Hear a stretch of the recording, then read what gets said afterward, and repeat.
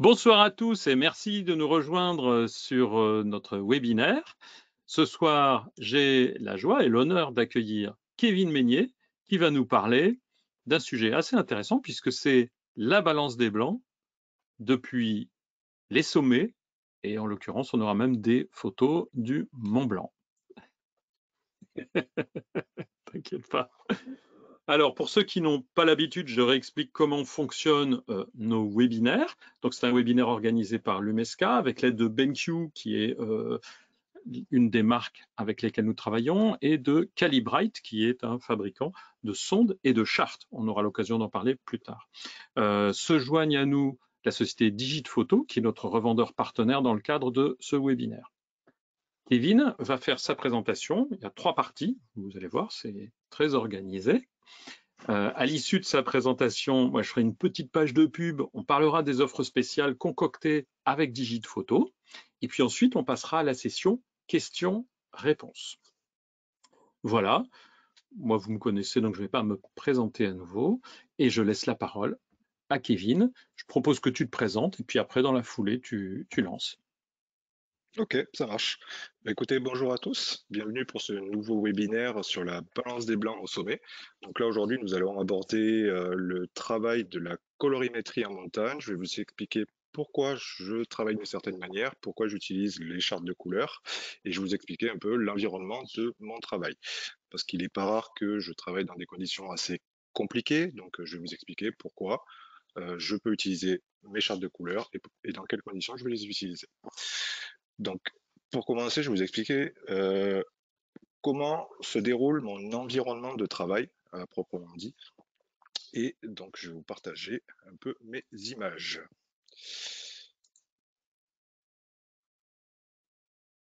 Donc là, normalement, vous devez avoir l'écran de mon ordinateur qui doit être présenté.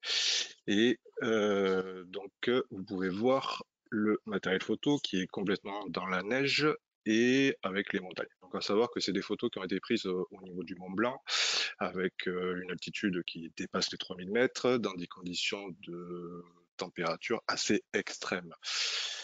Ça, c'est les conditions que j'apprivoise très souvent. Je suis photographe de montagne et principalement, je photographie en hiver et donc dans des conditions assez froides. Pour moi, le matériel, on va dire, si le matériel ne supporte pas ces conditions-là, c'est qu'il n'est pas fait pour mon travail. Donc c'est pour ça que là, vous voyez le matériel photo qui est posé à même la neige. Et pour moi, c'est pas un problème et il n'y a jamais eu de problème avec ça. Et il est fait pour cette utilisation-là. Donc là, ce jour-là, à savoir que les températures ne dépassaient, enfin, elles n'étaient pas en dessous de -25, -30. Pour moi, le matériel doit être léger, transportable et précis.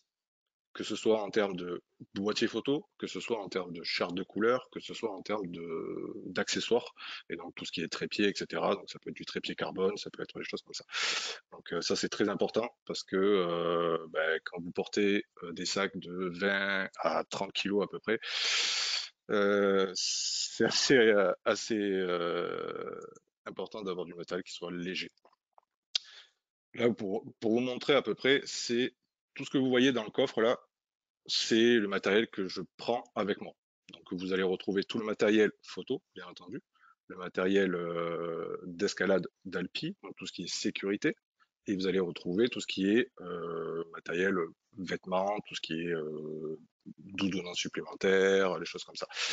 Donc vous voyez bien que bon, le sac on commence à être vraiment très rempli. Ça c'est la seule petite chose désagréable dans mon travail, c'est porter le sac. Et surtout sur des grosses parties de rando où on peut avoir des randos qui peuvent dépasser les 7-8 heures.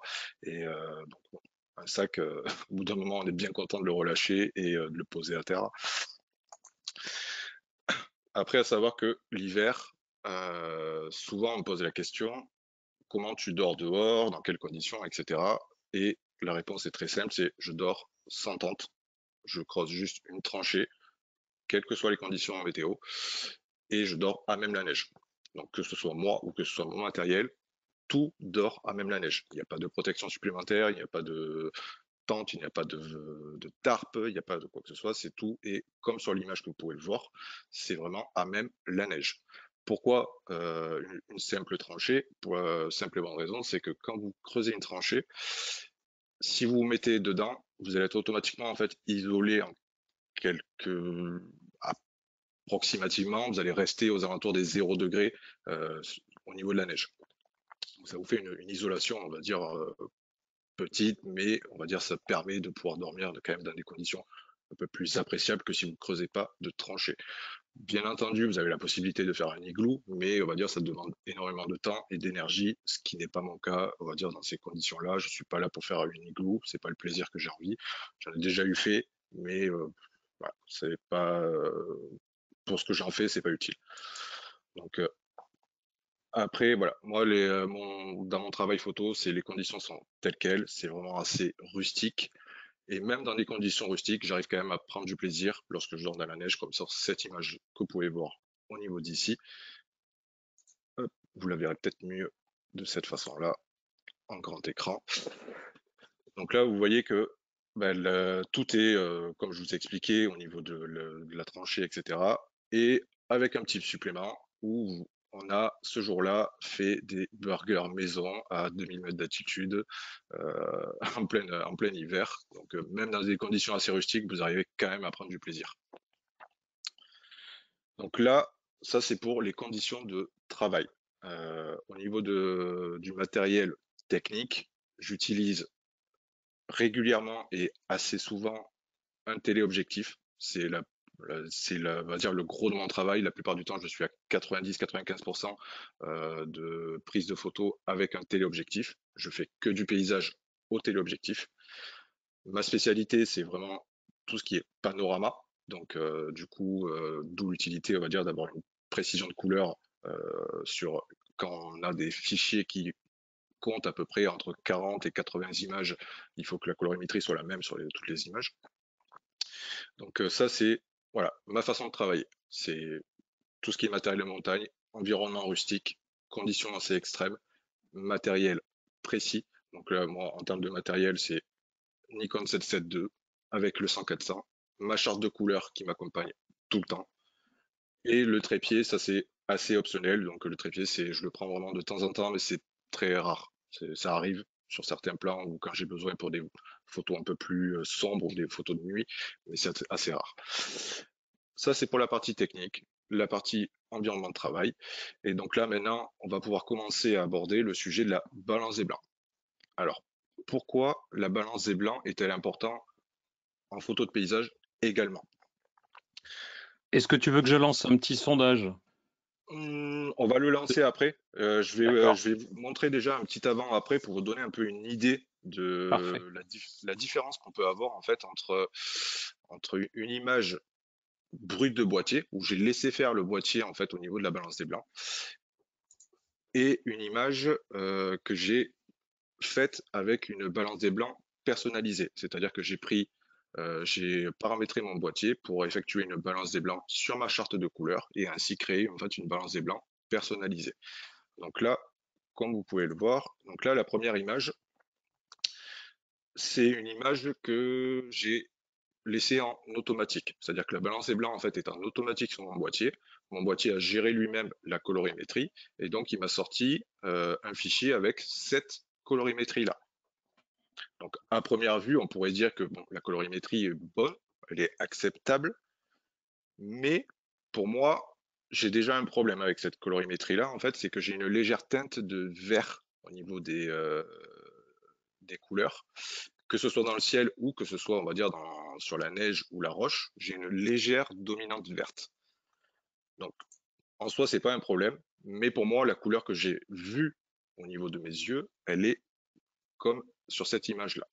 Donc là, l'image que vous pouvez voir, c'est une image que j'ai paramétrée avec ma charte de couleurs. Et donc, vous voyez un peu la différence entre, justement, hop, je vais vous mettre directement.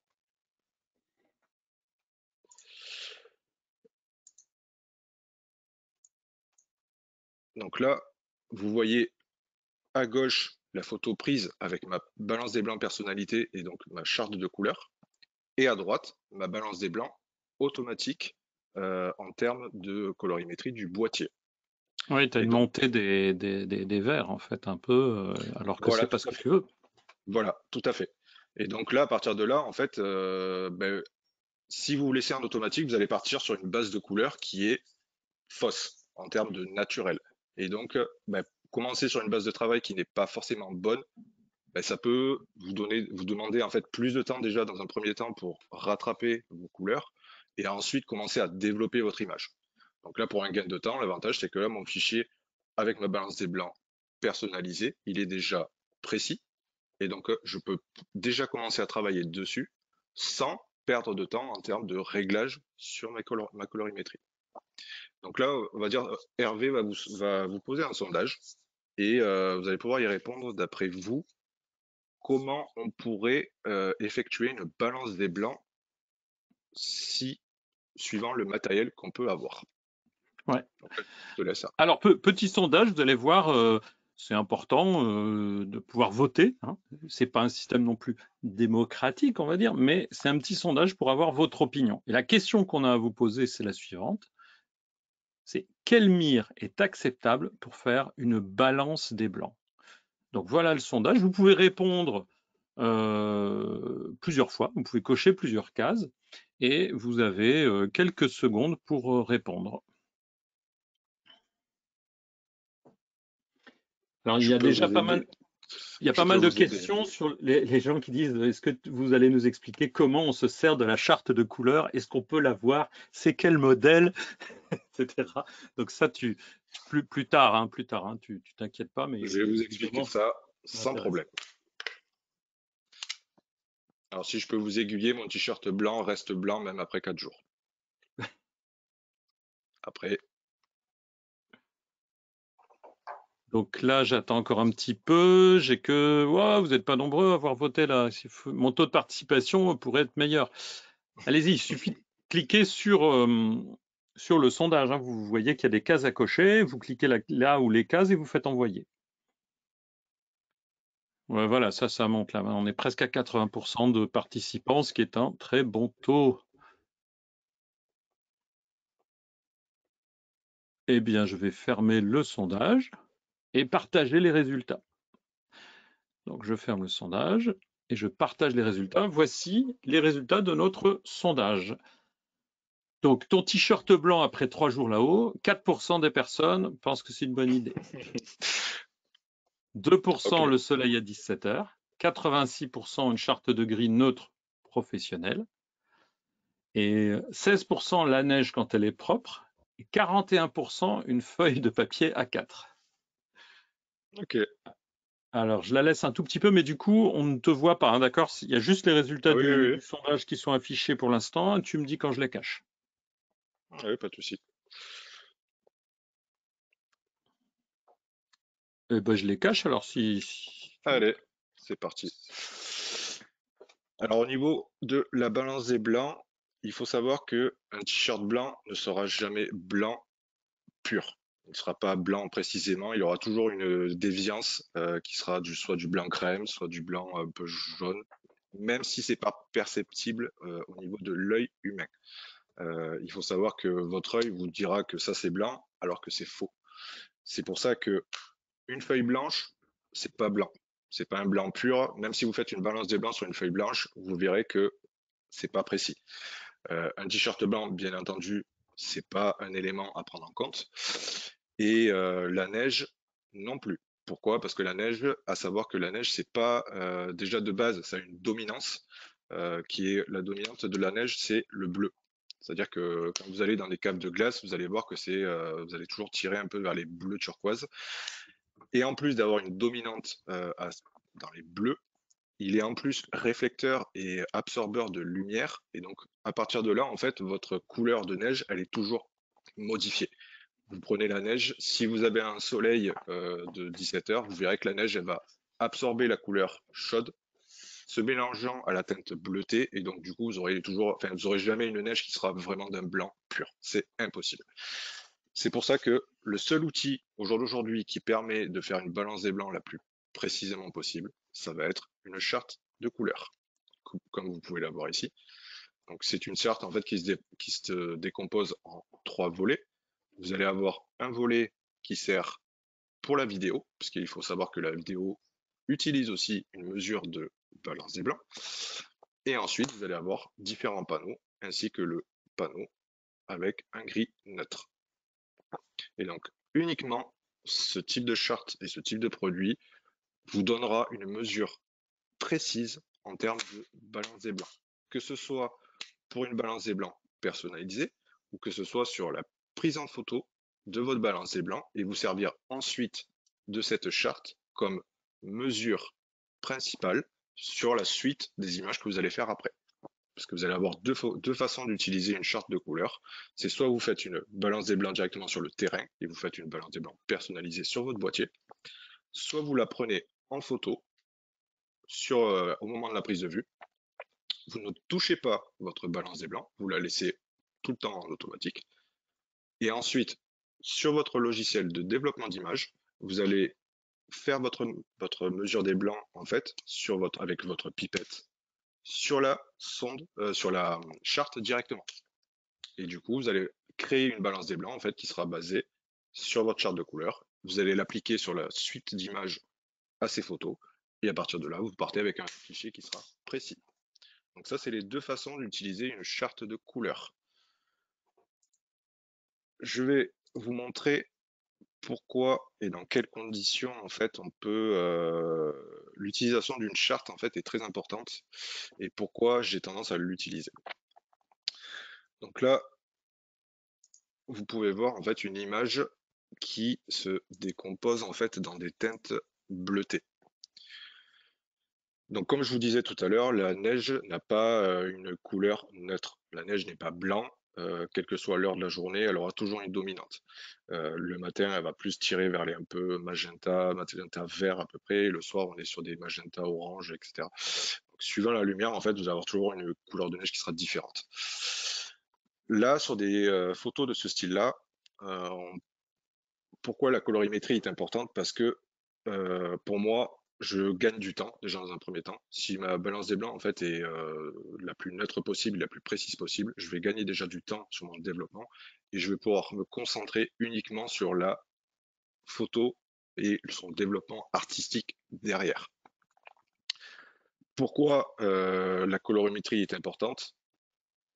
D'une part, on va dire parce que j'utilise mes fichiers non pas que pour les réseaux sociaux ou sur Internet, j'utilise aussi mes fichiers sur des développements tirages, mais aussi pour l'écriture que je fais en ce moment qui est sur un livre, et donc il faut que j'ai une colorimétrie qui soit la plus précise possible. Donc à partir de là, du moment que ma balance des blancs est précise, je peux travailler derrière avec un écran calibré ma colorimétrie, apposer les couleurs que j'ai envie d'y apposer, même si on rentre dans le côté un peu artistique et qu'on n'est pas forcément dans le côté ultra naturel de la couleur qu'il y avait ce jour-là, une couleur précise reste une couleur précise. Et donc, ce qu'on veut sur l'écran, c'est la couleur qu'on peut avoir sur un tirage papier ensuite, ou sur un livre, ou tout autre support.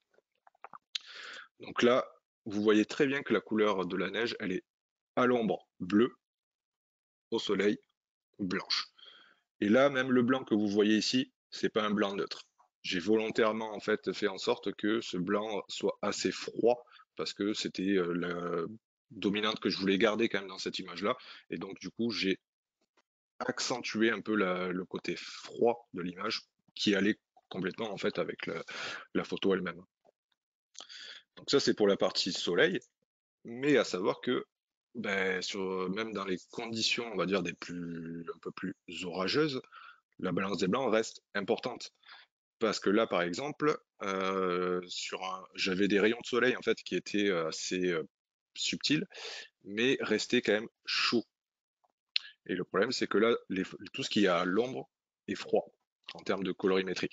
Et pour garder un équilibre et on va dire une photo assez homogène par rapport à ce que j'ai vu ce jour-là, j'ai fait en sorte justement d'avoir une colorimétrie précise pour qu'ensuite je puisse mettre en valeur ces couleurs qui étaient présentes, que ce soit les couleurs chaudes ou que ce soit les couleurs froides.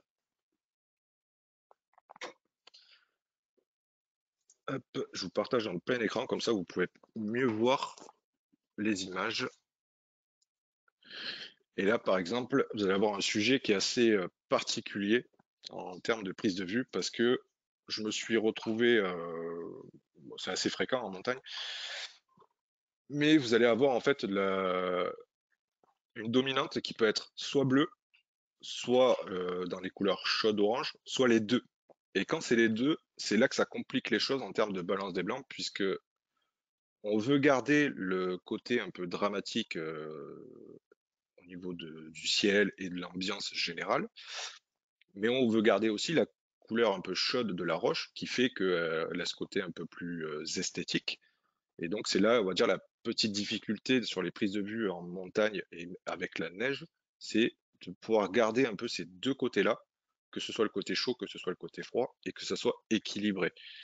Et c'est là où la balance des blancs, en fait, a tout son intérêt. C'est justement du moment où on a une balance des blancs qui est précise, ensuite, derrière, on peut travailler le plus précisément aussi les couleurs qui sont présentes. Et donc ici, je vais pouvoir travailler sur les teintes chaudes, donc orange, rouge, et sur les teintes froides et les préserver.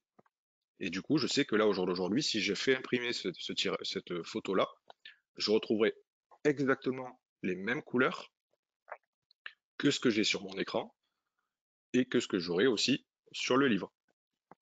Donc c'est là tout l'intérêt de pouvoir de travailler en fait la colorimétrie du début à la fin, que ce soit à la prise de vue avec une charte de couleurs ou que ce soit sur le développement avec un écran calibré. Et donc ensuite, ben, vous voyez en fait souvent on a des duos. On va avoir des couleurs chaudes, des couleurs froides et c'est très important, on va dire, comme dans ce cas-là, d'avoir justement une colorimétrie qui soit ultra précise. Après, à savoir que par moment, ça arrive sur certaines images que je n'utilise pas la charte. Pour la simple et bonne raison, c'est que quand on est dans des conditions extrêmes, ben, des fois je ne peux pas. Je n'ai pas la possibilité parce qu'il y a beaucoup trop de vent, parce que il neige, parce que j'ai de la pluie, parce que j'ai tout simplement en fait pas la possibilité de pouvoir justement utiliser quel que soit on va dire l'accessoire, parce que même des fois le trépied c'est trop compliqué donc je le prends même pas, mais ça arrive que je ne l'utilise pas. J'essaye la majorité du temps de pouvoir l'utiliser, mais ça arrive que je ne l'utilise pas. Donc dans ce cas-là, ben, je dois faire avec et je sais très bien que derrière j'aurai un peu plus de temps à consacrer à mon image puisque on va dire ma colorimétrie ne sera pas forcément exacte au niveau de la prise de vue et ça peut demander un peu plus de temps au niveau du développement. Donc ça arrive, même si j'essaye de faire en sorte pour gagner du temps derrière au niveau du développement. Il y a pas mal de questions là-dessus et ça va compléter ce que tu es en train de dire. Je ne veux pas Ouais, t'interrompre longtemps. oui, Simplement, il est possible de faire une balance depuis le boîtier, sans aucun logiciel, sans Lightroom, sans rien du tout, personnalisé depuis les réglages du boîtier. Et ce que Kevin fait aussi, c'est une prise de vue qu'il ne va pas utiliser, par oui, exemple, dans son livre photo, avec la charte. Et comme oui, la charte se trouve dedans, ça devient un point de référence pour plus tout à fait. tard, quand il fera du post-traitement. Et ce point de référence étant une valeur neutre, il va pouvoir, quand il fera un traitement, notamment par l'eau, appliquer une valeur neutre sur toute une série. Et donc le gain de temps est non négligeable. Oui. Il l'a expliqué, mais je me permets de le reformuler, puisque visiblement il y a certaines personnes alors, il y en a aussi qui viennent d'arriver, hein, qui n'avaient pas tout compris. Donc la charte, on peut s'en servir pour faire une balance du boîtier sur le terrain, ce qui va Oui, améliorer les choses, c'est sûr. Mais on va aussi prendre la charte en photo pour avoir un point de référence qu'on va utiliser plus tard dans Photoshop et dans Lightroom avec le logiciel qui est fourni. Et donc, on peut l'utiliser à deux niveaux. Voilà. Après, il y a des questions que j'ai gardées pour la session questions-réponses, tu t'inquiètes pas. ouais, ok, ça marche. Ça marche. Là, je vous partage deux photos qui sont je dirais, les conditions les plus compliquées que l'on peut retrouver en montagne en hiver. Je parle bien de l'hiver parce que j'englobe aussi la partie neige et c'est ce qui donne un peu la complication à la colorimétrie. Vous pouvez voir sur les deux images, on est deux sur un coucher de soleil, mais les deux colorimétries sont différentes. Celle de droite, on va avoir une colorimétrie en fait qui fait que la neige à l'ombre a une colorimétrie tire un peu plus vers les bleus magenta. À gauche, on n'a pas cette problématique. Cependant, la roche qui, au soleil à midi, n'est pas de cette couleur-là.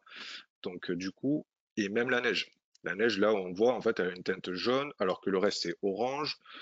C'est assez compliqué.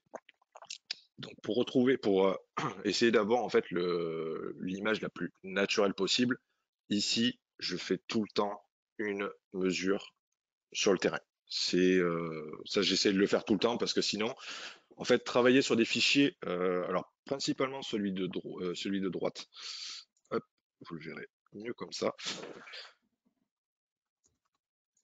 Hop, voilà. Donc sur ce type de fichier-là, c'est tout le temps compliqué parce qu'on a en fait on a des mélanges de couleurs qui sont très très spécifiques et aujourd'hui même les boîtiers n'arriveront pas forcément à retranscrire vraiment le côté naturel de ce que vous avez vu réellement. Vous aurez toujours des décalages avec soit des oranges qui tirent un peu plus vers le jaune, ou soit des bleus qui tirent un peu plus vers le magenta. Donc des fois c'est très léger, mais c'est présent. Et rattraper ça derrière sur du développement, pour moi c'est la partie la plus chiante. Parce que en fait derrière on a du mal à retrouver. On va essayer de rattraper avec des couleurs un peu plus neutres, mais le problème c'est qu'un coucher de soleil, on n'a jamais des couleurs neutres. On n'aura jamais un blanc, une neige blanche et un ciel plus dans les gris ou des choses comme ça. On a toujours des duos de couleurs en fait qui sont compliqués à retravailler et arriver à trouver un équilibre derrière sur une photo qui n'est pas forcément précise, c'est la partie la plus longue, je pense, en termes de développement. Donc ici, dans ces cas précis, j'essaye vraiment d'utiliser une charte tout le temps parce que le gain de temps en fait est énorme. Sur cette photo-là, c'est un gain de temps énorme. Et comme ça, au moins, je me retrouve avec une photo qui sera vraiment le plus précis possible et le plus naturel de ce que j'ai vu. Et après, j'ai juste à la développer. Mais au moins, déjà, rattraper l'image, c'est fait. On va dire, et donc, même par rapport aux questions que vous avez posées, donc là, sur ce cas précis-là, moi, j'ai fait une balance des blancs directement personnalisée. Donc, depuis le boîtier, vous rentrez dans les réglages du boîtier, vous faites votre balance des blancs personnalisée en mesurant votre charte. Ou alors, vous pouvez très bien utiliser la charte sur une image, vous la prenez en photo, et les images que vous allez faire ensuite de votre coucher de soleil, ben, vous vous servez de l'image 1, entre guillemets, qui sera votre point de référence en termes de balance des blancs. Et à partir de là, vous l'appliquez à votre set d'images, donc à tout votre lot. Et comme ça, au moins, vous êtes sûr d'avoir une balance des blancs, on va dire, qui sera précise sur toutes vos images qui sont à la suite de la première image, bien sûr. Parce que si vous changez de moment, bien entendu, l'image de votre charte n'est plus bonne. Hop. Donc là, vous voyez un peu les couleurs. Et donc là, comme je vous disais, la neige est un réflecteur de lumière. Et donc là, vous le voyez très bien, hein, la neige que vous pensiez qui est blanche, là avec le coucher de soleil, elle est jaune. Pourtant, elle est éclairée par le soleil, donc elle est censée être blanche. Mais le problème, c'est que le soleil étant un élément de couleur plus dans les chauds, automatiquement, la neige, comme elle réfléchit, du coup, elle se teinte dans ces couleurs-là. Et donc, du coup, vous n'avez plus une neige blanche. La neige blanche, en fait, ça n'existe pas. C'est faux. Donc, là, faire une mesure si je devais faire une mesure avec Lightroom, mon image, en fait, elle serait. Le problème, c'est que si je fais ça et que là, je me sers de ça, je fais un truc, voilà. Le problème, c'est que là, c'est pas du tout un coucher de soleil que j'ai pu voir au jour d'aujourd'hui. Et donc, le problème, c'est que là, faire une mesure de balance des blancs, sur mon image, j'ai aucun élément qui est neutre. Ma roche a des teintes un peu chaudes, mais le problème, c'est que j'ai rien qui est neutre sur mon image. Donc là, avec ma pipette, en fait, elle ne sert absolument à rien en termes de traitement. Je suis obligé manuellement, en fait, de la retravailler. Mais le problème, c'est que ma neige n'est pas blanche, ma roche n'est pas neutre, elle n'a pas de gris neutre. Mon ciel, il est absolument pas neutre. Donc, je suis obligé, en fait, de la retravailler manuellement en faisant du à peu près. Puisque, on va dire, je ne pourrais pas retrouver, on va dire, le coucher de soleil Si je le fais manuellement, je ne retrouverai pas le coucher de soleil que j'ai pu faire ce jour-là. Et donc, vous n'aurez pas ça. Voilà pour la partie balance des blancs. Après, à savoir que la balance des blancs, bien entendu, euh, ça vous donne une première image naturelle, mais vous pouvez très bien appliquer derrière, on va dire, une colorimétrie plus artistique. Ça, c'est pas interdit. Le seul point, on va dire, où la balance des blancs, en fait, va avoir son intérêt, c'est que votre image de base pour le traitement photo sera neutre. Elle sera précise par rapport à ce que vous avez vu. Et après, vous faites ce que vous voulez, bien sûr. Mais au moins, votre image de base, en fait, elle est, on va dire, elle est le plus neutre possible. Et vous êtes sûr que c'est ce que vous avez vu à ce moment-là, que ça correspond aux couleurs que vous avez prises en photo. Et, euh, et comme ça, au moins, le travail qui suit derrière, ben, il peut être fait sans aucun problème. Alors, ça, c'est pour la partie développement et logiciel. Mais ensuite, je vais vous parler de la partie photo et tirage photo, puisque, on va dire, les photos, au jour d'aujourd'hui, vous pouvez en avoir une utilisation exclusivement réseau. Donc, vous les postez sur les réseaux sociaux, sur les sites internet, avec des portfolios, etc. Mais vous pouvez aussi en faire du tirage ou dans un livre photo, bien entendu. Et donc, je vais vous parler, là, on va faire un deuxième sondage, une deuxième question, et après, je vais vous parler de la balance des blancs, on va dire pourquoi la balance des blancs et la colorimétrie plutôt est importante sur une image, pourquoi c'est important de travailler avec un écran calibré, et dans quelles conditions, en fait, on peut se retrouver avec un problème. Donc là, je vais laisser la parole à Hervé qui va vous faire un petit sondage très particulier. Ouais, peut-être que tu peux nous mettre une image de ton camp en altitude pour, Allez, je vous mets ça. pour les invités, parce que la question c'est quelle priorité à cette altitude, c'est-à-dire au-dessus de 3000 mètres, c'est quoi d'après vous la priorité? Et donc je vais lancer le sondage, voilà. Est-ce que la priorité c'est un poids total du sac inférieur à 25 kg? Est-ce que c'est des vêtements adaptés avec le fameux système 3 couches élégant? Parce que bien sûr, Kevin, ça lui est déjà arrivé d'oublier les gants. Ouais. Il, il a bien regretté. Est-ce que Ouais, c'est emmener sa bière favorite? Est-ce que c'est plusieurs batteries et carte mémoire? Ou est-ce que c'est l'équipement sécurité, piolet, crampons, casque, corde, larva, hein, en cas de coulée? Et même principe que tout à l'heure, vous avez quelques instants pour répondre, mais si vous le souhaitez, je crois que vous pouvez cocher plusieurs cases. Oui, vous pouvez. bien entendu qu'il y a plusieurs cases. Ah oui, parce que quelle priorité on a mis au pluriel? Oui, Voilà. Donc on laisse encore un petit peu de temps, hein, puisqu'il faut que les gens lisent les questions. Donc je répète la question, c'est quelle priorité au pluriel à cette altitude? Donc on est bien au-dessus de 3000 mètres et vous pouvez choisir une ou plusieurs options.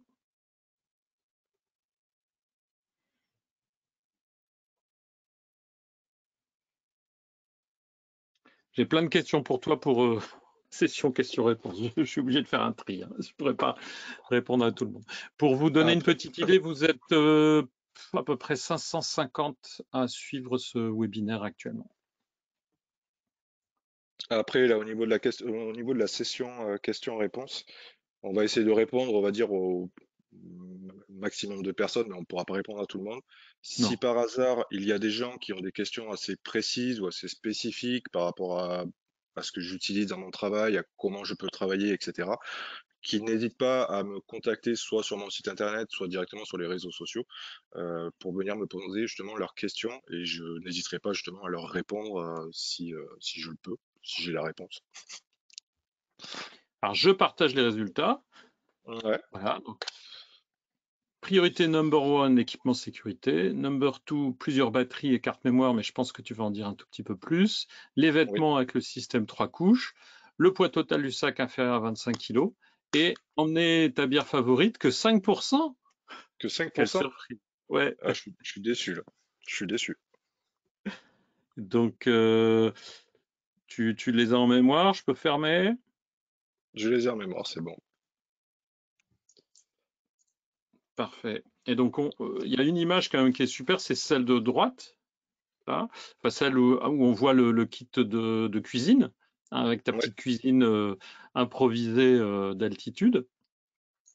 Alors à savoir que là, c'est une cuisine improvisée, mais on s'est quand même fait des hamburgers maison en plein hiver avec vraiment du pain maison, du steak haché maison à la poêle, avec bien entendu ma bière favorite, puisque on va dire je ne pars jamais sans ma bière. Alors pour ceux qui n'ont pas répondu à cette réponse-là, ben, on ne pourra pas sortir ensemble, c'est pas possible.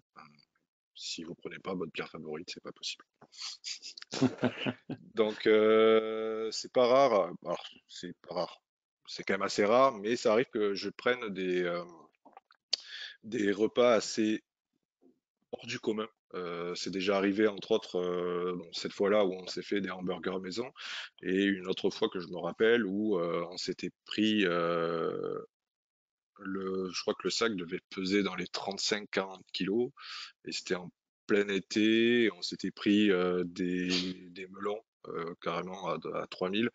On s'était pris des melons, des plateaux de fromage. On avait pris un kilo de fromage, je crois, un truc comme ça. Des grandes bouteilles en verre de bière.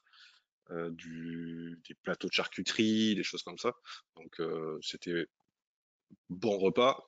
Par contre, on était bien content de poser le sac une fois arrivé en haut. Euh, donc ça arrive que je fasse des excès en termes de poids de sac, même si c'est assez rare.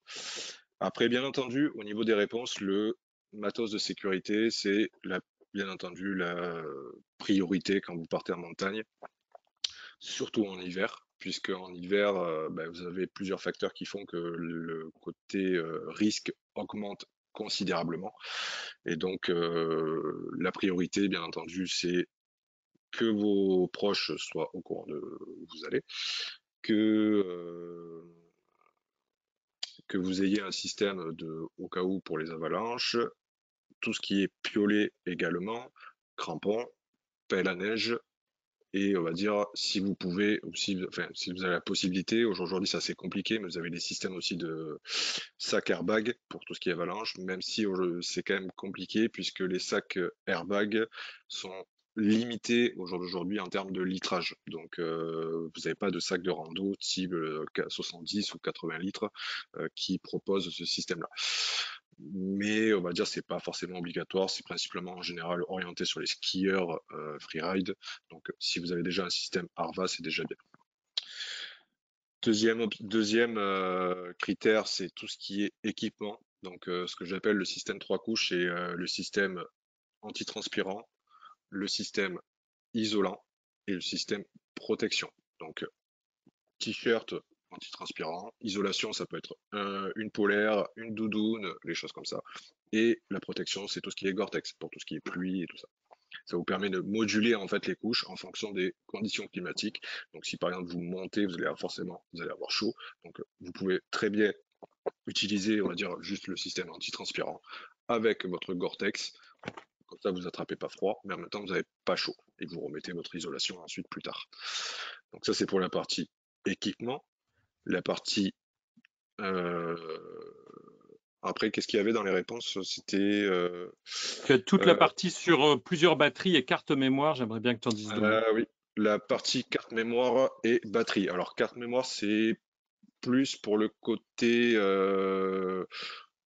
photo. Donc là, sur le côté photo, à partir de là, en fait, je préfère séparer en fait les prises de vue parce que c'est déjà arrivé en montagne, entre autres, où j'ai eu une carte mémoire qui a buggé à cause du froid et du coup, je me suis retrouvé, j'ai pu récupérer les données sur le PC via un logiciel, mais de premier abord, en fait, la carte mémoire était buggée. Donc du coup, j'avais plus aucun fichier qui était présent dessus, j'avais accès à rien, et tout ce que j'avais fait auparavant, c'est-à-dire que j'avais à ce moment-là, j'avais 3 ou 4 jours de photos qui avaient été prises déjà. Donc autant vous dire que c'est compliqué et vous les avez un peu là quand votre carte mémoire elle fonctionne plus. Donc depuis en fait, je sectionne souvent en fait mes cartes mémoire. Comme ça au moins, je, je fais en sorte que même si j'ai une carte mémoire qui euh, présente des problèmes techniques, au moins j'ai toujours des cartes mémoire autres qui permettent de toujours avoir au moins une sécurité sur les fichiers. Mais après, c'est surtout les batteries. Alors les batteries en hiver, bien entendu, je pense que vous devez savoir que les batteries se vident plus facilement et sont plus susceptibles en fait d'être faibles rapidement par rapport à des conditions d'utilisation en printemps, été ou même automne. Donc c'est pour ça qu'en hiver, je pars très souvent avec, je dirais, 3-4 batteries sans problème. Ça, c'est pour les batteries de l'appareil photo, mais à côté de ça, je prends aussi ce qu'on appelle des power banks, donc des batteries externes, qui font entre 20 000 et 25 000 ce qui me Les permet de milliampères recharger. heure. Ouais, c'est ça. Et ce qui me permet de les recharger au moins 2-3 fois en fait par batterie, puisque on va dire une batterie, si là sur des conditions extrêmes, on va dire avec des températures qui avoisinent les -20, -25, votre batterie, en fait, si vous l'utilisez la journée pour faire des photos, vous allez voir que votre batterie elle va pas tenir très très longtemps. C'est pas un problème dû à la marque de batterie ou au matos que vous avez utilisé, mais c'est un problème qui, on va dire, est passible partout, sur n'importe quel matériel électrique, puisqu'en fait, c'est le froid qui diminue la consommation de la batterie de votre appareil photo. Donc, c'est pour ça que vous prenez une batterie dans votre appareil photo, vous prenez une seconde batterie, vous la mettez dans vos poches, comme ça, elle reste au chaud. Comme ça, quand votre première batterie en fait se vide, vous prenez la batterie qui est dans vos poches, qui est chaude, vous la mettez dans votre boîtier, comme ça, au moins, elle est optimale. Et pendant ce temps-là, vous rechargez l'autre batterie avec votre power bank. Et c'est comme ça que je fais des mix justement avec mes batteries, parce que quand vous restez 4-5 jours en fait en pleine neige pour prendre des photos, si vous vous retrouvez à court de batterie, c'est un peu compliqué et ça fait c'est un peu dommage de devoir redescendre parce que vous ne pouvez plus shooter. Donc du coup, c'est très important. Même si ça m'est déjà arrivé de partir sans mes batteries ou sans mes cartes mémoire, ou même sans mes gants, parce que des fois, on peut oublier des choses, et du coup, si vous avez toutes vos batteries qui sont dans une poche, vous oubliez de mettre la poche dans votre sac, et vous partez, vous vous rendez compte que une fois en haut, que en fait, vous n'avez pas de batterie avec vous, et que du coup, vous n'allez pas pouvoir faire de photos. Je pense que la batterie de rechange, en plus, c'est pas anecdotique. Tu peux aussi recharger un téléphone, donc ça devient aussi un équipement de Oui, sécurité si tu es en tout hauteur. à Pas fait. mal de questions sur, mais il fait quelle température là-haut? Est-ce qu'il y a beaucoup de vent? Tu peux décrire un peu les conditions? Alors les conditions, c'est assez variable. Là, par exemple, je vais vous mettre, hop, je vous mets celle-là. Bon, là, par exemple, celle de gauche, on est plus sur une saison euh, fin d'hiver. Non, oui, si, fin d'hiver. Donc, du coup, là, les températures, on va dire, on était plus sur du 0, entre 0 et -5 degrés la nuit, ce qui est relativement, on va dire, très acceptable. C'est des températures qui sont très douces. Pour une fin d'hiver, ça passe sans aucun problème. Donc là, c'est dans des températures de ce style-là, on n'a pas spécialement de problème avec le matériel électrique, même les batteries. Ça tient sans aucun doute, on va dire, la charge, il n'y a pas de souci. Par contre, sur la photo de droite, là, on est sur des températures qui avoisinent les -25, -30. Donc là, bien entendu, là, vos batteries vont chuter énormément. Là, les conditions étaient compliquées et pour le matériel en soi, et pour moi-même. Puisque, on va dire, au bout d'un moment, je me suis retrouvé où j'avais les doigts qui étaient complètement congelés, parce que, en fait, il faisait tellement froid, et même avec les gants et autres, à force de ne pas bouger, d'être vraiment dans la neige en statique, en fait, j'avais les doigts qui étaient complètement congelés. Et du coup, c'était compliqué de pouvoir bouger, que ce soit les doigts ou autre, c'était compliqué. Donc c'est vraiment très aléatoire en termes de conditions météo, parce que en fait, en montagne, déjà la météo change très souvent. Vous pouvez très bien avoir du soleil le matin, avec des températures qui vont avoisiner les 10 degrés, comme vous pouvez retrouver le soir qui arrive avec des températures à -5, -10 degrés, et de l'orage et de la grêle et des choses comme ça. Après, ce qui caractérise aussi univers de travail. Et pour ceux qui connaissent mon travail photographique, c'est que j'ai un univers qui est assez particulier et avec des ambiances très spécifiques.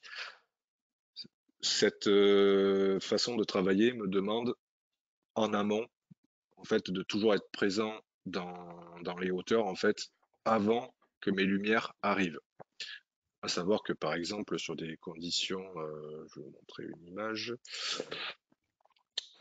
les conditions que vous voyez sur l'image qui est là, je peux, en fait, pour avoir cette condition-là, je suis obligé, en fait, d'être en haut avant que la lumière, en fait, ne perce un orage ou une pluie ou autre. Donc, du coup, qui dit être en haut avant, bah, dit en fait que vous allez devoir soit randonner sous la pluie, soit sous la grêle, soit sous le vent, sous la neige, enfin sur toutes les conditions en fait climatiques qui peuvent être compliquées. Comme je dis tout le temps, en général, c'est quand je sors en faire des photos. En général, c'est là où tout le monde rentre chez soi. C'est le cas assez souvent et je me retrouve souvent tout seul en fait dans les montagnes parce que il y a plus personne en fait. Je suis peut-être le seul fou à être en montagne, mais c'est ce qui fait mon univers en fait au niveau photo. C'est ce qui fait que je capture ces lumières et ces ambiances-là parce que en fait, il faut que je sois présent en haut avant. Et donc, quand l'orage va se dissiper, en général, on a les toutes premières lueurs qui vont apparaître et c'est à cet instant précis que je vais capturer. C'est pas après, c'est vraiment à cet instant en fait la transition qui fait orage-soleil qui fait que là on a des lumières en fait qui sont complètement assez hors normes. On a ce paysage qui est assez lunaire et du coup vous êtes obligé en fait d'être là-haut avant. Et donc vous allez devoir encaisser les conditions climatiques qui sont présentes avant et ça peut durer même plusieurs jours. J'ai pas d'image là ici, mais je sais que j'ai des images en hiver où j'ai dû attendre 4-5 jours en fait sous la neige, en pleine conditions climatiques assez compliquées, et j'ai dû patienter en fait pendant 4-5 jours avant de pouvoir avoir la photo que je voulais. Donc du coup, il faut être prêt à ça, que ce soit en termes de matériel technique ou que ce soit en termes de mental. Très Parce bien. que Il est c'est 18h47, il ne faut pas qu'on traîne yes, trop. Et donc, ça tombe bien parce qu'il y a pas mal de questions là-dessus. je suis tout oui. Mais tu as parlé de livres, donc il y a des gens qui voudraient savoir si tu as publié des livres ou si tu vas en publier bientôt. Alors là, actuellement, je travaille sur un livre qui est en cours de finalisation. On a normalement une date de livraison qui va être dévoilée normalement à peu près fin de semaine ou semaine prochaine. On doit délibérer là-dessus pour une date de livraison sur le livre qui est en cours. Donc là, il est pas encore sorti. On travaille actuellement encore dessus. Et là, ça devrait pas tarder au niveau des informations qui vont être dévoilées sur sa date de sortie officielle. Donc ça va arriver incessamment sous peu. Donc de toute façon, si vous voulez en savoir plus, il suffit d'être connecté soit sur mes réseaux sociaux, soit sur mon site internet, puisque c'est là où je vais communiquer dessus. Et à partir de là, vous aurez toutes les infos sur la sortie officielle du livre qui sera publié là-dessus, qui regroupera à peu près entre 4 et 5 ans de photographie avec à peu plus de 100 images qui sont présentes à l'intérieur et toutes ces saisons confondues. Et il y aura du texte également qui sera présent dessus avec Il s'appelle comment? le livre s'appelle L'éveil des cimes. L'éveil des cimes. Et si tu es d'accord, demain, je partagerai avec toutes les personnes qui se sont inscrites au webinaire un lien vers ton site ou vers Ouais, vers le site le... directement, comme ça il y aura toute Ouais. l'actualité sur la rubrique actualité. Vous aurez tout qui sera posté dessus en temps et en heure, et donc du coup, n'hésitez pas à aller voir dessus et vous pourrez en savoir plus à ce sujet. Est-ce que tu es d'accord pour nous parler un petit peu du matériel utilisé, un, pour la prise de vue, deux, quel est ton environnement pour le traitement des images? Ok, alors en termes de matériel, au niveau de la prise de vue, je travaille essentiellement avec Nikon, c'est la marque avec qui je travaille depuis des années et qui me soutiennent et je travaille pour eux officiellement. C'est celui Et que tu as derrière aujourd'hui, toi là-bas? c'est ça, tout à fait. Donc là, aujourd'hui, en fait, je travaille avec ce petit Ben, amène-le, joujou qui est amène-le. là, qui est Parce là. qu'il y a beaucoup de questions sur quelles optiques tu utilises, parce que forcément, Alors, Voilà, ça c'est le matériel que je vais utiliser au jour d'aujourd'hui à 95% du temps. C'est très rare où je prends un autre objectif avec. Si je dois prendre un autre objectif, en général, ça va être un 24-70, c'est un peu le couteau suisse. Mais sinon, je travaille avec le Z7 II et le 100-400 mm. Donc, ce qui me permet d'avoir une polyvalence en termes de focale et de pouvoir capturer un peu tout ce que j'ai envie. Et même au niveau panorama, ça va très bien. On est sur une image de qualité derrière et il n'y a pas de souci avec. Donc, ça, on va dire, si vous voulez prendre des images, même par moins 25 ou moins 30 degrés, pour l'avoir emmené plusieurs fois là-haut, ben, je peux vous dire que ça supporte sans aucun problème ces températures et ces conditions météo et vous ne serez pas dessus même en termes de qualité d'image derrière. Voilà. Donc ça c'est pour la partie prise de vue. Sur la partie développement après d'image, je travaille donc soit avec un ordinateur portable, donc sur lequel je suis connecté là, qui a un MSI en fait avec un processeur et on va dire beaucoup de puissance pour tout ce qui est génération de panorama. Et ensuite à côté de ça, je travaille avec une tour centrale et un écran calibré en fait qui est un écran BenQ et que je calibre tous les mois avec une sonde Calibrite et le logiciel qui va avec, qui est le logiciel Calibrite également. Très bien. Donc ça, c'est important parce que beaucoup de personnes ne se rendent pas forcément compte de ce que ça change. Mais toi, par exemple, pour ton travail sur ton livre, dis-moi Oui, si je me trompe, c'est un des éléments dont tu t'es rendu compte qui sont primordiaux dans ton travail avec l'éditeur. ah oui, tout à fait. Donc ça, c'est un des critères qui, on va dire, je dirais, c'est même pas primordial, pour moi, c'est obligatoire. Du moment où vous faites du tirage photo ou que vous comptez faire de l'édition sur papier, il est obligatoire d'avoir un travail numérique derrière qui soit précis. Donc que ce soit au niveau balance des blancs, donc charte des couleurs, mais que ce soit un écran calibré. Puisque si vous traitez votre image sur un écran qui n'est pas calibré, vous allez avoir en fait rendus qui sont complètement différents sur la photo que vous allez faire tirer. Puisque le laboratoire chez qui vous allez envoyer la photo, lui, il travaille sur un écran calibré, mais il va vous tirer l'image comme vous l'avez envoyé. Mais le problème, c'est que si vous n'êtes pas calibré, ben, vous allez avoir un décalage. Et donc, du coup, ben, en fait, le rendu que vous vouliez de base, ce ne sera pas du tout le même que ce que vous allez avoir sur le papier. Donc, ça, c'est très important de pouvoir avoir le rendu sur l'écran qui sera exactement le même que celui que vous allez avoir sur le papier. Et papier en tirage ou papier sur un livre. Donc, du coup, ça, c'est même pas primordial pour moi, c'est obligatoire. Du moment où vous faites Mmh. du tirage sur papier ou édition livre, c'est obligatoire de travailler sur un environnement calibré. Et l'écran calibré permet de simuler la sortie papier, hein, Oui, y aussi. compris pour le livre, puisqu'une fois Aussi. que, avec l'éditeur, Kevin a choisi le papier sur lequel ils vont imprimer, ils Je en peux simuler, ouais. connaissent, voilà, ils en connaissent les caractéristiques, ils peuvent simuler et voir, par exemple, jusqu'où ce papier va prendre et donc être capable d'imprimer certains noirs profonds ou les blancs. C'est juste un Mm. petit peu important pour sa photo, puisque parfois il y a de la neige dans les photos de Kevin, parfois. Des fois, c'est rare. Donc ça fait partie des éléments qui vont participer à un processus de production de qualité.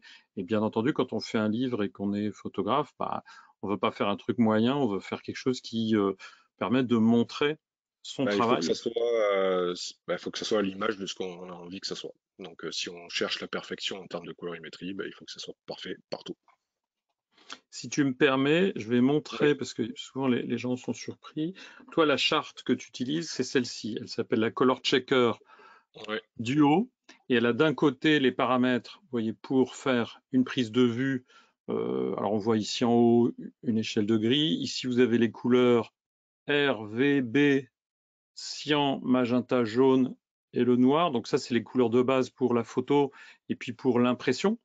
Et c'est ça qui permet, quand on intègre ces informations-là dans son traitement d'image, que les couleurs seront juste aussi bien à l'affichage d'écran et sur le boîtier que au moment où ça va passer ensuite à l'impression, presse numérique y compris.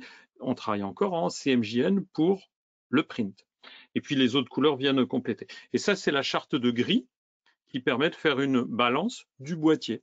Donc, on prend son appareil photo.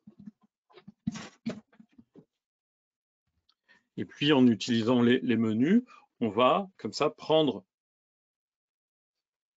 une mesure de la charte et ça va permettre, dans votre boîtier, de faire une balance personnalisée, ça sans aucun logiciel. Alors que celle du haut, Oui. c'est pour utiliser dans Lightroom et Photoshop. Excuse-moi, je fais un peu le truc de base.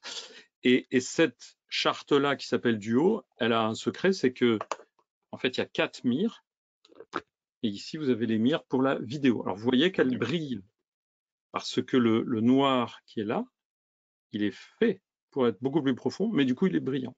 Alors qu'on ne l'utiliserait pas pour la photo. Et puis, les valeurs de couleurs qui sont ici, on voit qu'on a un plus grand choix de teint de chair, puisque en vidéo, les acteurs sont bien plus importants, par exemple, qu'en photo de paysage. Donc, il y a plus de travail là-dessus et le choix des couleurs n'est pas le même. Alors, pour ceux qui connaissent, cette charte-là, elle est pré-codée dans le cœur des logiciels DaVinci Resolve. Pour les gens qui font de la post-prod en vidéo, c'est juste hyper important. Et ça permet de travailler avec les zébras, les vector scopes, etc. Mais ça, c'est pour la vidéo, mais ce n'est pas le sujet aujourd'hui. Mais d'avoir dans un seul petit coffret comme ceci, une charte qui permet d'équilibrer à la prise de vue en photo et en vidéo, ça peut être intéressant pour certains. Petite version plus économique. Là, on est sur un truc qui vaut moins de 80 €, qui est la Color Checker Mini. Et donc, on retrouve exactement la même couleur, mais là, celle-là, elle est que pour la photo. Si vous voulez faire une balance de gris, il faudra bien viser parce que c'est ce gris-là ou celui-ci qui est le gris neutre 18%. 18%, c'est 18% de réflectance. Je ne vais pas rentrer dans les débats techniques. Mais celle-là, elle est peu coûteuse. Des fois, elle est en bundle avec certaines choses. Par contre, c'est sur un dos cartonné. Donc, en montagne, faut très, très vite la ranger parce que dès qu'elle est mouillée, vous risquez de l'endommager. Alors que celle-ci, dans son petit coffret, elle est plus protégée. Donc, suivant votre budget et vos contraintes du lieu où vous shootez, c'est bien de savoir que ça existe. Pour l'anecdote, mais pas que, si vous faites des photos de très petites choses, celle-là s'appelle la Color Checker Nano. Je ne crois pas que tu l'aies déjà eu entre les mains. Non, ça non.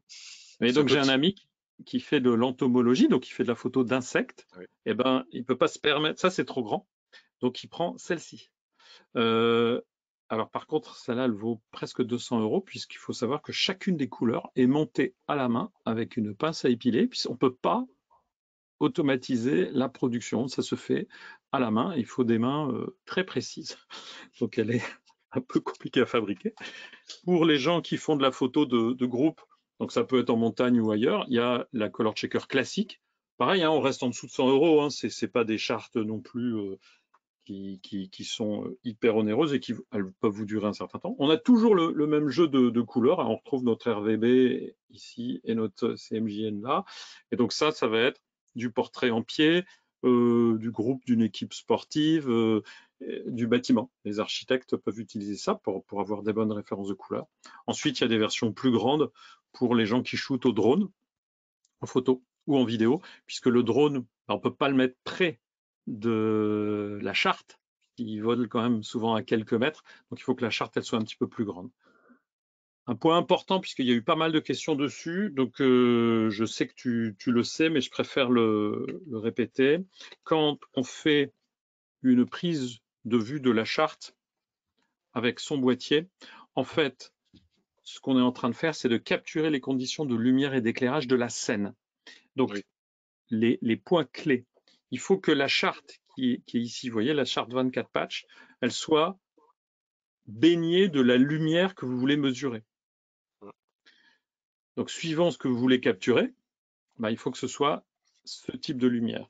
Donc, par exemple, pour Kevin, si c'est avant le lever du soleil et que c'est encore une période d'ombre, il va la mettre, par exemple, à 60 cm de son boîtier. Et ce qu'il veut, c'est capturer le fait que la lumière ambiante, qui n'est pas encore avec le soleil levé, elle soit imprégnée aussi des réflexions de lumière sur la neige. Oui. Donc, première chose, il faut qu'elle soit éclairée par rapport à ce que vous voulez saisir comme type de lumière, donc l'environnement dans lequel vous êtes. Deuxième chose, faut pas qu'il y ait d'ombre dessus, logique. Et quand vous prenez en photo la charte, elle doit être très bien exposée, ni surex, ni sous-ex. Pourquoi? Parce que par exemple, cette échelle de gris qui est là, si vous êtes sous-exposé, eh bien le logiciel ne sera pas capable de distinguer entre le patch noir et le gris foncé qui est ici. Donc elle doit être très bien exposée si vous voulez pouvoir l'exploiter correctement. Après, si elle est un petit peu de travers, c'est pas grave, mais c'est l'exposition qui est un des éléments critiques pour pouvoir l'exploiter ensuite en post-prod. Donc ça, c'est des informations pour l'utilisation optimum de la charte. Je pense que c'est important de le préciser. Oui, comme on tout l'a à fait. dit, la charte de gris qu'elle a, ça c'est pour faire la balance dans le boîtier. Et puis, ça peut être aussi un point de référence à la pipette, vous aurez un gris neutre Oui, dans votre c'est ça, image. tout à fait. Ça va, ça complète un petit peu ce que tu as dit. Ouais, Je vais montrer plusieurs outils. Est-ce que tu veux nous en dire plus sur ton livre? Parce que si je dis pas de bêtises, il est carrément en pré-vente et tu as mis en là, il place un est système de crowdfunding. il est actuellement encore en pré-vente et il est en phase de finalisation. Donc là, on finit, là, on doit tout travailler au niveau de la maquette. Et de toute façon, c'est pour ça que là, entre cette semaine ou la semaine prochaine, on doit justement poser une date de livraison. Et donc là, il devrait plus tarder. D'accord, bon, bah, c'est cool. Je regarde s'il y a des questions ou des réactions. Comment faites-vous pour... Ouais, bon, on verra ça après. Partie questions-réponses. Il est 19 h. Donc c'est le bon Yes. moment. Je vais passer, entre guillemets, la page de À pub. l'apéro? Après, ça, après. Ah, merde. D'ailleurs, j'imagine que dans ton sac à dos, il y a, comme tu disais, il y a une petite bière ou quelque chose pour Toujours, se relaxer en toujours. montagne. Il faut faire attention parce qu'avec l'altitude, ça décuple les effets. Ah, c'est pas grave ça. C'est pas grave. Donc, avec chacun des webinaires, vous avez peut-être l'habitude, si vous êtes souvent avec nous, on associe un partenaire. Ce mois-ci, c'est Digitphoto. Et Digitphoto a bien travaillé sur les prix de ces écrans BenQ. Donc, il y a 4 références en écran BenQ. Il y a le SW240 qui est à 24 pouces. C'est un peu l'entrée de gamme en écran professionnel. Donc, on est quand même sur un écran qui est livré en standard avec sa visière anti-reflet, qui a une dalle mate, légèrement satinée, qui est Celui-là. particulièrement agréable. C'est ce que tu as, toi? Ouais, c'est le 27 celui-là. Mais ils ont poussé le bouchon, là, ils le sentaient bien. Et c'est vrai que c'est le gros de la demande aujourd'hui, et notamment en photo de paysage, c'est d'avoir un 27 pouces. Le 27 pouces, il est à peine plus haut qu'un 24 pouces. Il fait que 3 Enfin, là, cm de c'est plus. le 27 là. Ah, toi, tu as le 27, c'est ça, c'est ce qui me Ouais, c'est semblait. le 27. Et les 27 pouces, par contre, ils ont 7 à 8 cm de plus en largeur qu'un 24. Et ça fait une belle barre d'outils en plus, Oui, puisque toute l'idée, quand vous traitez vos images, c'est d'avoir un écran qui permet d'afficher votre image plein pot pour pouvoir aller regarder les détails et en même temps d'avoir la barre d'outils à côté. Après, si vous avez un écran un peu petit, vous pouvez avoir un deuxième écran, par exemple sur votre portable oui. où vous mettez votre barre d'outils. Il y a un 27 pouces où vous pouvez tout mettre, sachant que le 27 pouces respecte mieux la vision humaine. La vision humaine, elle est plus sur l'horizontal que sur le vertical. Eh bien, ça permet un travail dans de bonnes conditions. 2 références chez BenQ en écran 27 pouces, le SW270C. Le C veut dire qu'il a une connectique USB-C. Ne vous inquiétez pas, il a encore du HDMI et les anciennes connectiques aussi. Donc 270C, c'est un écran très bien fait pour la photo, avec une dalle bien homogène.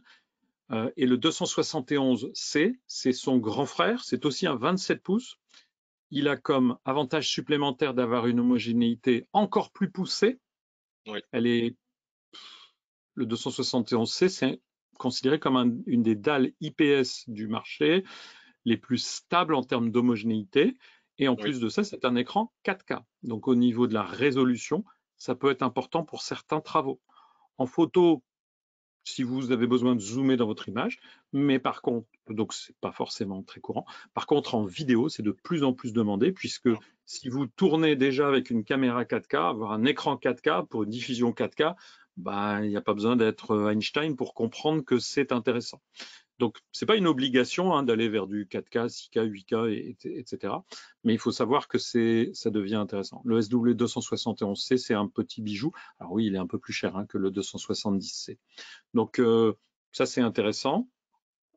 Digitphoto a fait des offres spéciales déjà dessus. Et en plus, dans le cadre du webinaire, je vous envoie demain un code. Ce code, alors je vais le retrouver, c'est le code WEB23, WEB23, comme 2023, qui vous permet d'avoir, en plus de ça, 5% de remise supplémentaire sur leur offre qui est déjà bien placée. Et cette Il offre, y a même donc, les bonbons avec.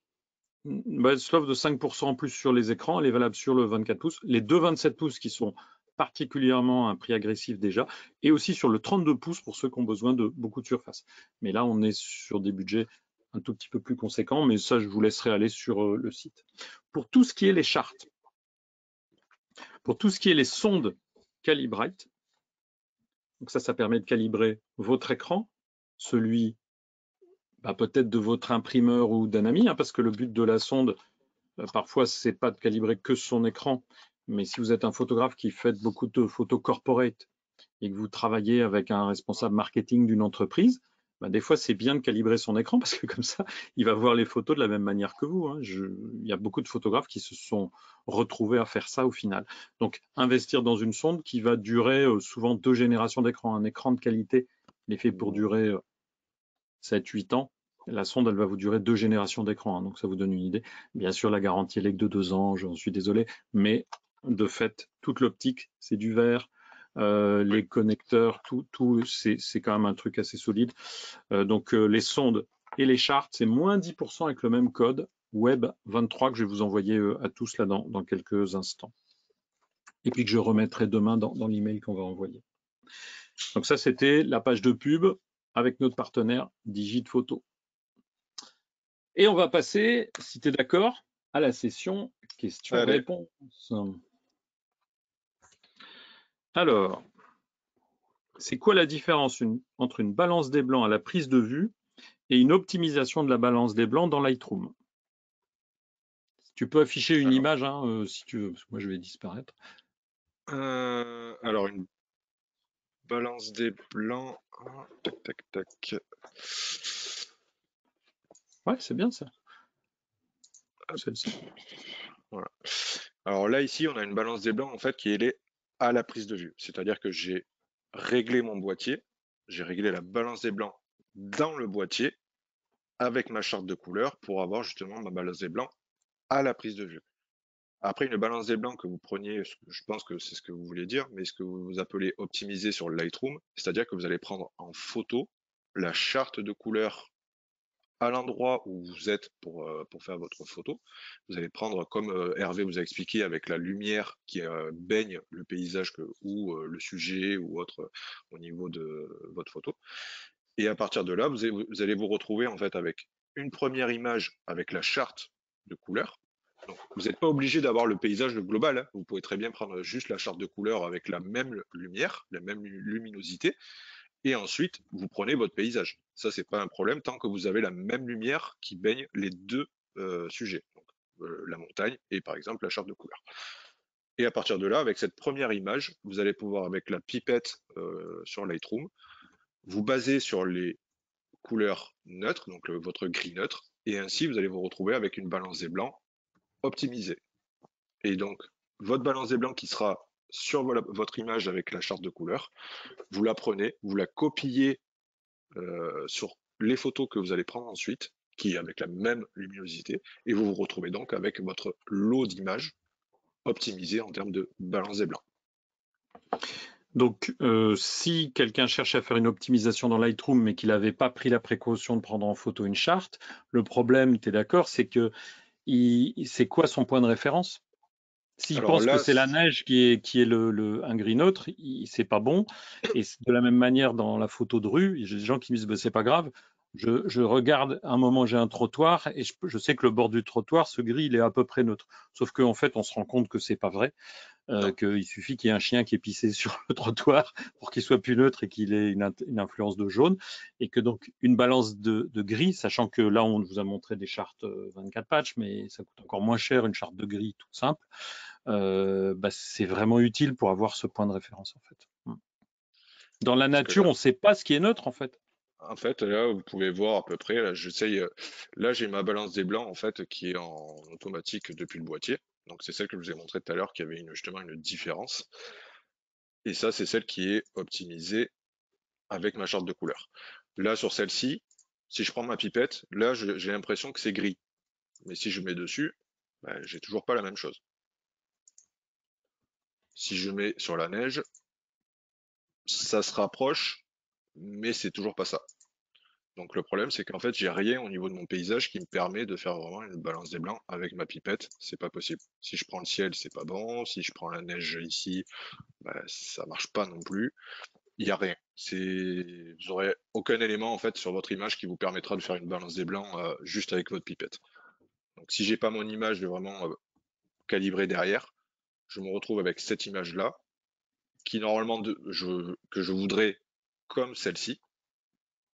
Mais le problème, c'est que bah, celle-là, si je veux la retravailler, avec la pipette, ça marche pas, donc je suis obligé de la retravailler avec mes curseurs et ça sera vraiment du approximatif parce que j'ai aucun élément en fait sur mon image qui me permet de faire vraiment une balance des blancs précise. Très bien. Balance des blancs avec une feuille A4, pourquoi tu dis que c'est pas terrible? Bah, tu l'as Ben, parce que expliqué, je crois, tout à l'heure. Il n'y a pas deux voilà, papiers pareils? parce qu'il n'y a pas de papier pareil. Le blanc que vous allez retrouver sur les papiers A4 en fait n'est jamais blanc pur. Il y aura toujours en fait une dominante dedans qui fait qu'il sera soit qui tire un peu plus vers le blanc crème, soit sur les blancs froids, mais ça sera pas blanc blanc. C'est pas un blanc neutre qui doit être pris en considération pour vraiment optimiser votre balance des blancs. Hmm. Ça sera jamais pareil. Je vais avouer un truc. En plus de ça, les papiers, pour certains papiers, notamment les moins chers, ils ont tendance à jaunir avec le temps. Oui, tout Un à fait. papier de qualité, c'est moins le cas. Mais un papier quelconque, au bout de 6 mois, il aura plus la même couleur que quand vous l'avez acheté. Donc, votre référence, elle varie avec le temps. Une charte, surtout si vous la refermez, eh bien, il n'y a pas de souci. Alors là, j'ai pris la Color Checker Passport Photo 2, c'est un des modèles, et parce qu'il y a une question là-dessus. Pourquoi est-ce qu'on doit utiliser le gris 18%? Alors le gris 18%, qui s'appelle aussi le gris Kodak, c'est celui-ci, vous voyez, qui est un peu plus sombre. C'est celui qu'on utilise pour la photo argentique depuis maintenant plus d'un siècle quand même. Et ça, c'est le gris neutre actuel, qui est, vous voyez, un peu plus clair et qui donne des résultats un tout petit peu plus précis avec les boîtiers numériques. Donc on va plutôt vers celui-ci maintenant. C'est bien d'avoir les deux dans certaines situations, puisque notamment il y a beaucoup de jeunes photographes qui reviennent à la photo argentique parce que bah, ils kiffent ça et que c'est rigolo de faire ces tirages, notamment en noir et blanc, hein, pourquoi pas. Et donc gris neutre, 18% de réflectance. Alors qu'est-ce que ça veut dire? Ça veut dire que ce gris neutre, il renvoie 18% de la lumière qu'il reçoit en respectant lettre pour lettre tout le spectre du soleil. C'est-à-dire s'il reçoit il reçoit une lumière avec une partie qui est plutôt jaune, une partie plutôt bleue, verte, etc., il va refléter la totalité de ses longueurs d'onde, mais il n'en renvoie que 18%. Voilà, réflectance de 18%. Celui-ci, donc, gris neutre aussi, un petit peu plus clair, comme je vous l'ai indiqué. Et en fait, on les retrouve ici pour le clair et le 18% sur la charte 24 patch qui s'appelle la Color Checker classique et qui existe maintenant depuis presque 50 ans, qui avait été mise en place par Greta Magpes. L'autre question, est-ce que tu faut shooter en RAW ou en JPEG?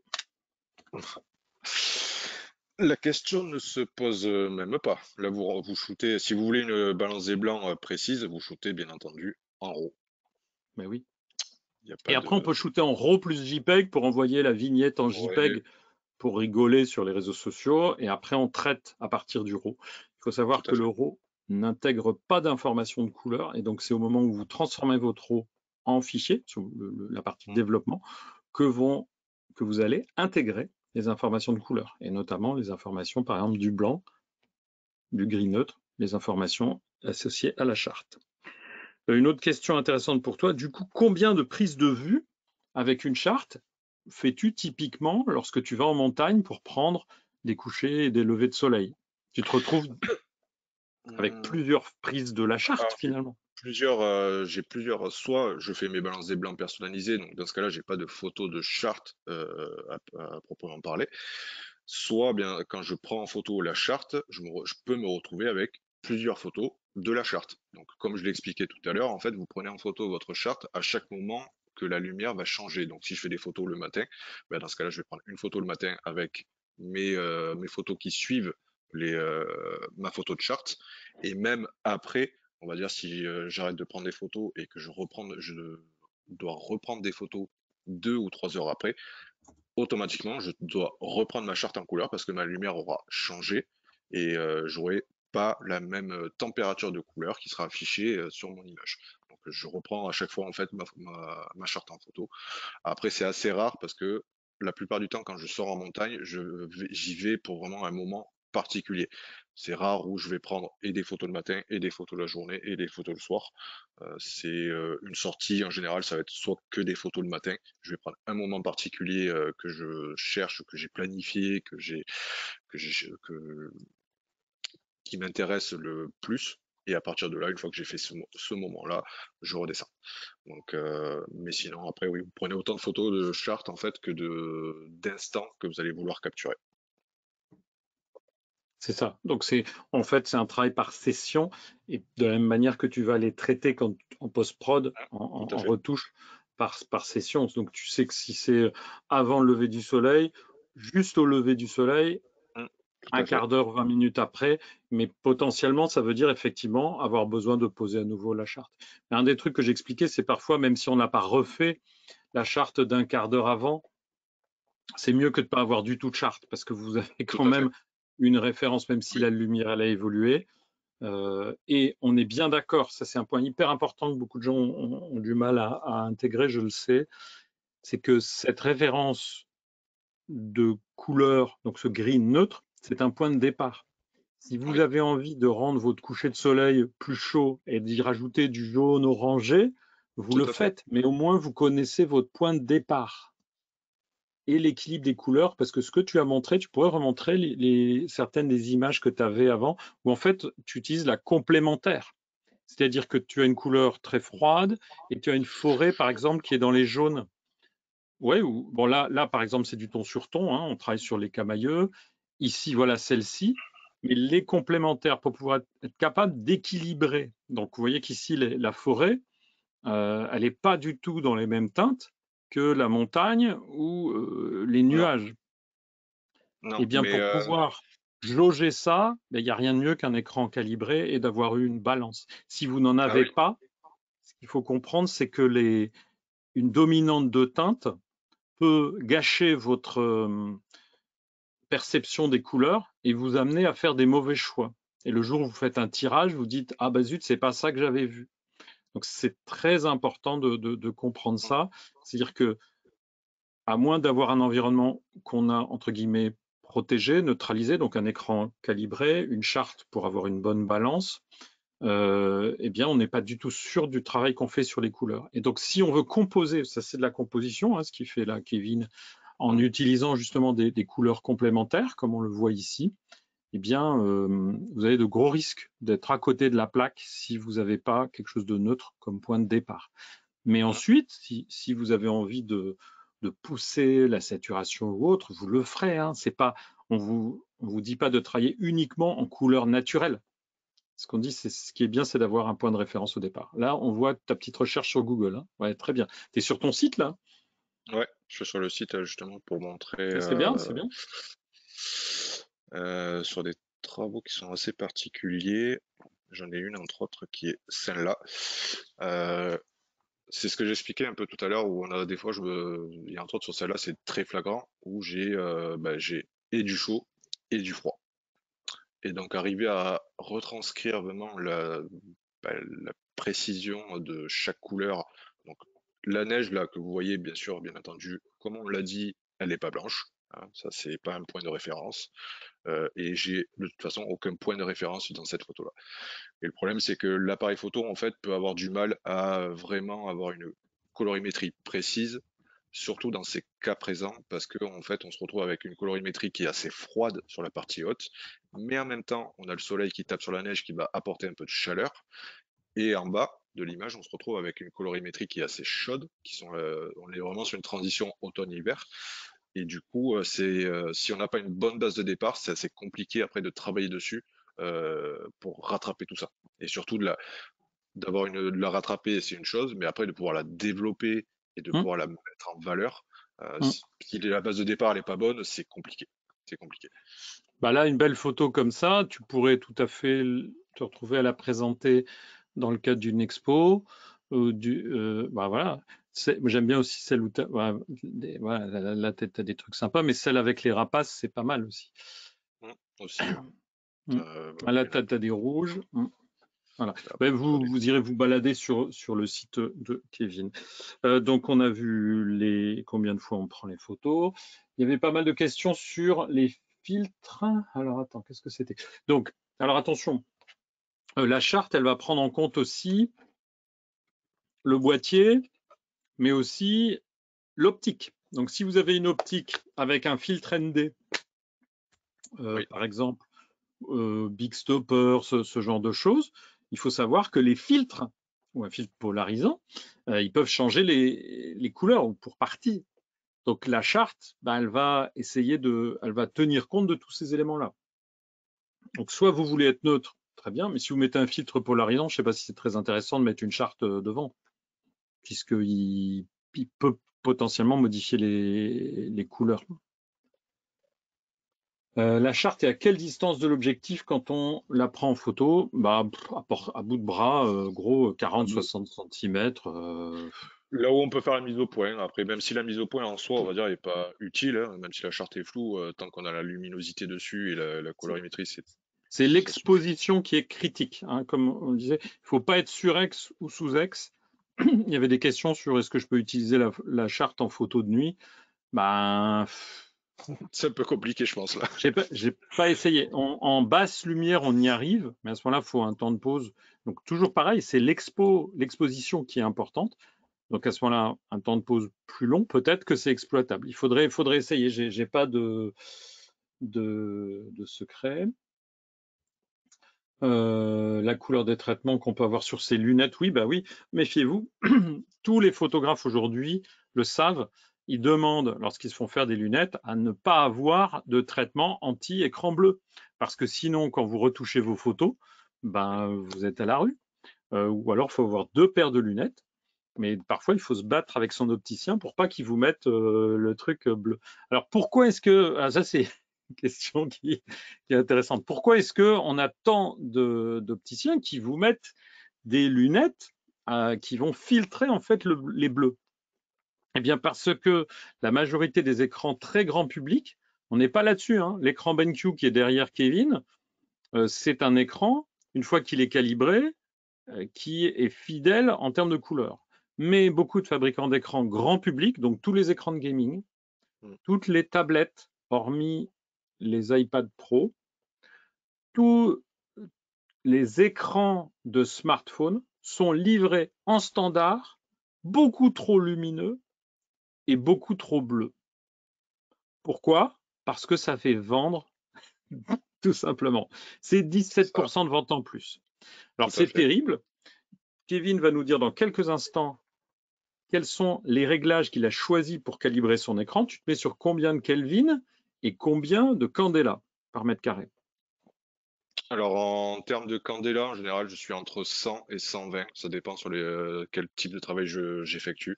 Quand c'est sur des images un peu style reportage ou des photos que je vais plus sur les réseaux, je travaille sur du 120.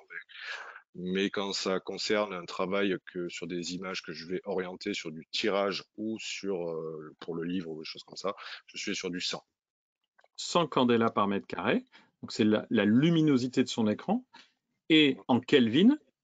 En Kelvin, en général, je suis à 5,5. 5500 Kelvin. Eh bien, les écrans grand public, je répète, un écran de gaming, il est aujourd'hui livré à 9000 Kelvin.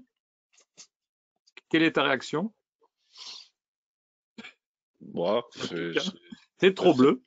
Ouais, c'est blanc, quoi. Et à 400 candela. C'est beaucoup trop lumineux. Pourquoi? C'est le réglage télé. Donc, trop bleu, trop lumineux. Si vous vous mettez dans votre canapé à 2,50 m de l'écran, tout va bien. Mais quand vous faites de la retouche photo, Kevin, toi, tu es à combien de centimètres de ton écran? 70, 80 cm. Si je te règle ton écran à 400 candela, le soir, tu as mal à la tête. Le soir, je vois plus rien. Je vois des paillettes. Et c'est tout le truc, c'est qu'en fait, beaucoup d'écrans grand public sont livrés trop lumineux et trop bleus. Si on n'y prend pas garde, ça peut être mauvais pour votre confort visuel et même votre santé, hein, pour vos yeux. Une fois qu'il est calibré, vous avez un triple effet. L'écran donne des couleurs justes, donc ça permet de faire des traitements. Vous voyez la qualité des images de Kevin, hein, en même temps. Vas-y, continue à les faire défiler. Donc on peut travailler sur toutes les couleurs, y compris sur les noirs les plus profonds, les blancs les plus froids. Ça, c'est si vous avez un écran quand même de qualité. Donc il y avait des questions, est-ce que je peux calibrer un écran SRVB? Ben, la réponse est ouais, mais bon, vous allez perdre. Il y a des couleurs que vous ne pourrez pas toucher. Donc plutôt essayer de trouver un écran qui s'approche d'Adobe RVB 98 comme terme de gamme de couleurs. Donc calibrer l'écran, des couleurs précises, moins de fatigue oculaire. Et puis comme l'écran, en fait, il consomme moins d'énergie, vous vous en doutez bien, hein, entre 400 candela par mètre carré et 100 candela, bah, il consomme nettement moins. Et en plus, il envoie moins de lumière bleue. Or, la lumière bleue, c'est celle qui consomme le plus d'énergie et qui aussi vous en envoie le plus dans les yeux. Donc, bien calibrer son écran, des bonnes couleurs, moins de fatigue oculaire. Et en plus de ça, il consomme moins et ça augmente la durée de vie de votre écran de l'ordre de 25 à 30% par rapport à un écran qui ne serait jamais calibré. Donc, c'est pas gadget. Bon, bien sûr, moi, je travaille pour cette marque, hein, mais c'est reconnu par beaucoup de photographes une fois qu'ils ont mis en place le processus de calibrage. Quand même, les gens ne le regrettent pas et ils voient les gains que ça leur apporte.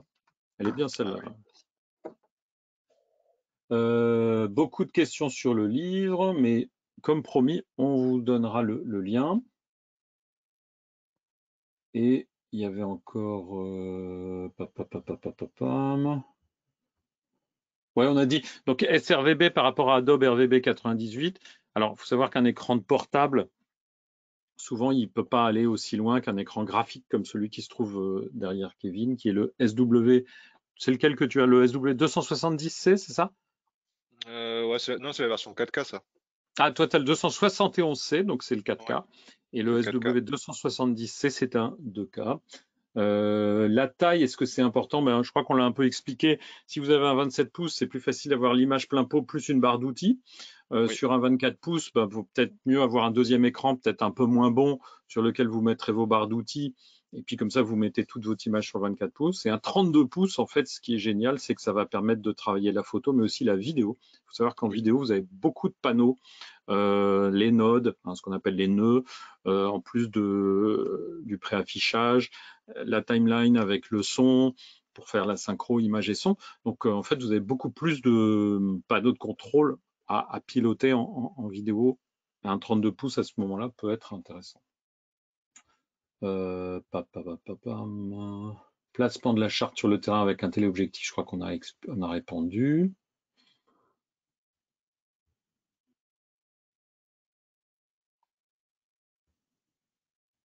Est-ce que tu mets tes powerbanks dans tes poches également? Non, ils sont trop gros. Ils sont trop gros. Quel type de gants par rapport à ta pratique de la photographie? Moi, j'utilise des gants de marque, c'est la marque HEAT, H-E-A-T, qui sont composés en fait en deux parties. Vous allez avoir une partie sous gant qui est en laine de mérino, et après vous allez avoir une partie, ce qu'on appelle moufle, mais avec un système de zip en fait au niveau de la pomme qui permet en fait de pouvoir justement enlever la partie moufle et par un système aimanté en fait de la faire tenir sur le dos de la main. Et comme ça en fait, même en hiver quand vous voulez shooter, vous relevez votre pomme et vous vous retrouvez avec les doigts en fait et votre sous-gant dessous qui vous permettent de shooter, de manipuler le boîtier et donc de faire des photos. Alors, dernière question, quelle est la solution pour avoir une bonne balance des blancs si on se trouve soi-même à l'ombre et que la scène qu'on veut prendre en photo, par exemple un versant d'une montagne, est lui-même au soleil? J'ai pas forcément la réponse. Là, il n'y a pas forcément de réponse, malheureusement. C'est que là, vous vous retrouvez dans une situation où si au niveau de votre scène, alors à moins d'avoir des parties ombragées sur votre scène, ce qui peut être le cas, et Hmm. entre autres en montagne, on se retrouve souvent, même si vous avez des parties qui sont ensoleillées, il y a quand même des parties qui sont à l'ombre. Ouais, Et avec des ces parties à clairs-obscurs. l'ombre, voilà, les parties à l'ombre seront les mêmes en fait que là où vous êtes. Même si vous êtes à l'ombre, la luminosité est plus ou moins la même. Donc du coup, autant faire la mise au point sur la luminosité de l'ombre plutôt que celle qui est au soleil. Parce que de toute façon, il y aura un équilibre à un moment donné. Même si vous n'êtes pas au soleil, vous faites avec de l'ombre. Mais il faut qu'il y ait de l'ombre, bien entendu, sur votre paysage, s'il y en a. Excellent. Continuez à nous montrer quelques images et puis je vous remercie. Il est 19h30. On va terminer avec un dernier mot, un conseil de la part de Kevin autour de la photographie en général. Quel conseil tu as envie de donner à nos spectateurs? Et je vous remercie à tous pour vos participations et vous allez recevoir demain soir à peu près à cette heure-ci un message avec les informations complémentaires. On vous remet l'offre spéciale avec le code chez Digit Photo et puis l'accès possible au site de Kevin, la possibilité de voir si vous êtes intéressé par le livre et puis des petites infos complémentaires. Je te laisse le dernier mot et je vous souhaite une bonne soirée. Alors, qu'est-ce que je peux vous conseiller en dernier lieu? C'est ne vous posez pas de limites par le matériel. On peut optimiser au maximum ces photos, mais il n'y a pas de code au niveau de la photo. C'est les choses que j'essaye d'inculquer à tout le monde. Le photo paysage ne se fait pas obligatoirement avec un grand angle. Le portrait ne se fait pas obligatoirement avec un 50 ou un 85, et, etc.